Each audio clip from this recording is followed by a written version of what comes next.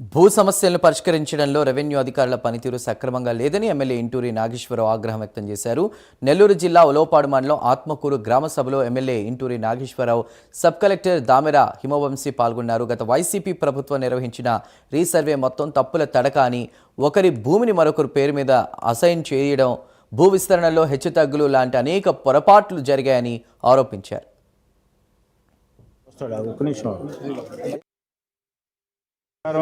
ఈరోజు ఈ రాష్ట్ర ప్రభుత్వం, కూటమి ప్రభుత్వం రాష్ట్రంలో అనేక రెవెన్యూ సమస్యలతో సతమవుతా ఉన్నారు రైతులు అని చెప్పి దీన్ని పరిష్కారం చేయాలి ఒక కొత్త నిశ్చయంతో, రైతులు ఎవరు కూడా ఇబ్బంది పడకూడదనే ఒక ఆలోచనతో ప్రతి నెలలో ఒక రోజు మండలంలో ఉన్న అధికారులందరూ కూడా ఆ గ్రామానికి పోయి ఆ గ్రామంలో ఉన్న రెవెన్యూ సమస్యలన్నీ కూడా మరలా రిపీట్ అవ్వకుండా దాన్ని పరిష్కార మార్గంలో చేయాలని చెప్పి గౌరవ ముఖ్యమంత్రి గారు ఈ గ్రామ సభలు ఏర్పాటు చేయడం జరిగింది.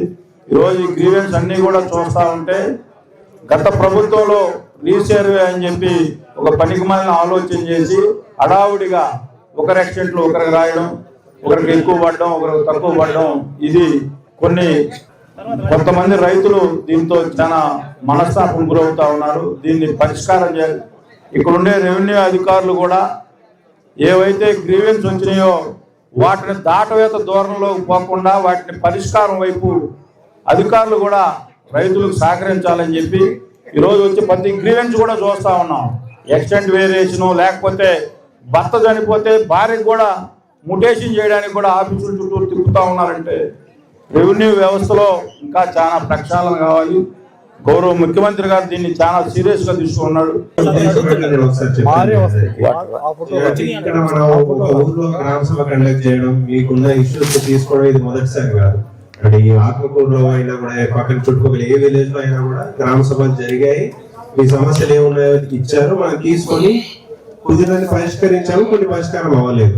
ఇంట్లో మన ఎమ్మెల్యే గారు చెప్పిన విధంగా ఒకరు వచ్చారు, అంటే ఇప్పుడు భర్త చనిపోయారు, భార్య పేరు మ్యూటేషన్ కాలేదు అని, సో అది రిజెక్ట్ అయిందని చెప్తా ఉన్నారు. అది రిజెక్ట్ ఎందుకు అయింది అన్న దాని గురించి వాళ్ళ క్లారిటీ లేదు. ఆ విషయం ఎందుకు వచ్చిందంటే, ఇప్పుడు మనం ఊర్లోకి వచ్చారు, అధికారులందరూ వచ్చారు, గ్రీవెన్స్ తీసుకుని వెళ్ళి దాన్ని సాల్వ్ చేసాం. కానీ దాని మీద సరైన ఫాలో అప్ లేదు అనేది మనకు అర్థమైంది. అంటే ఫీడ్బ్యాక్ తీసుకోవడం, ఫాలో అప్ చేయడం.